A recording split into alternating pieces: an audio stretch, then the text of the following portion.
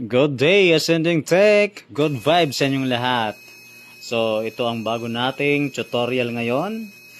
Ang issue ng cellphone na to ay not charging siya, hindi nagcha-charge. So, ito ang gagawin natin ay ang magpalit ng charging port.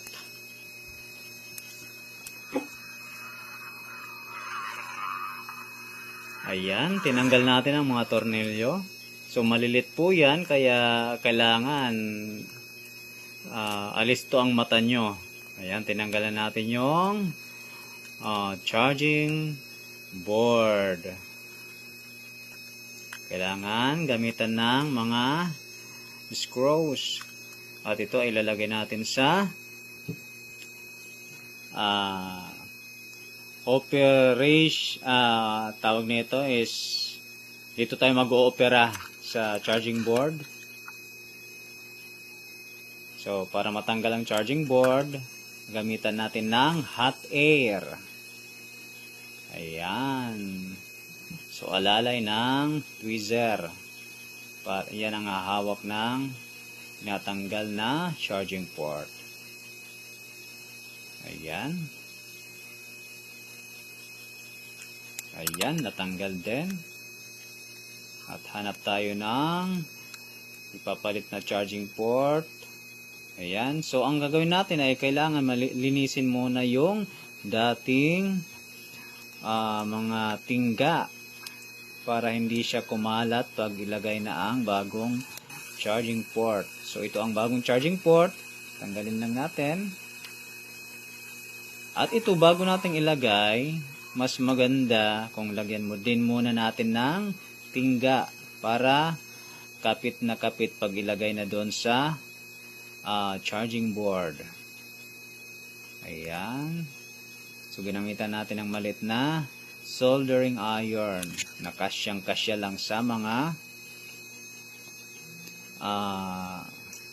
paa ng charging port o pins ng charging port. Ayan, gamit ang tweezer, sinusukat na natin. Lagyan din natin ng soldering paste para mas maganda o madaling malusaw ang tingga.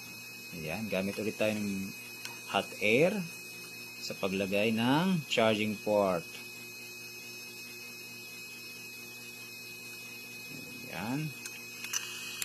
So, mas maganda talaga ang hot air gamit sa paglagay. So, ito kailangan din natin soldahin ulit yung mga pins ng charging port. Yan o.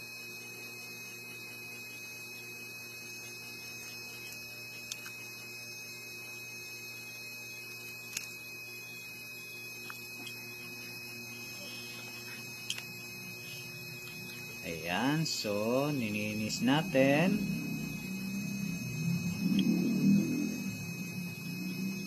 Gamit ang panglinis na liquid.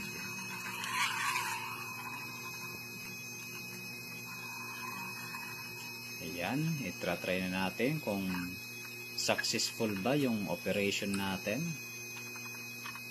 Okay. Ayan. Ayan, subukan natin. Okay na siya.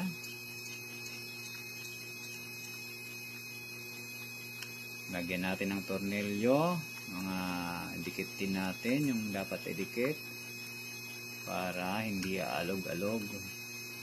Ayan. So, malapit na matapos. So, dito guys, kinonfirm muna natin kung nag-charge na ba bago natin i-fix lahat. So, ayan. So, takpan natin at try natin ulit. Ayan, very good.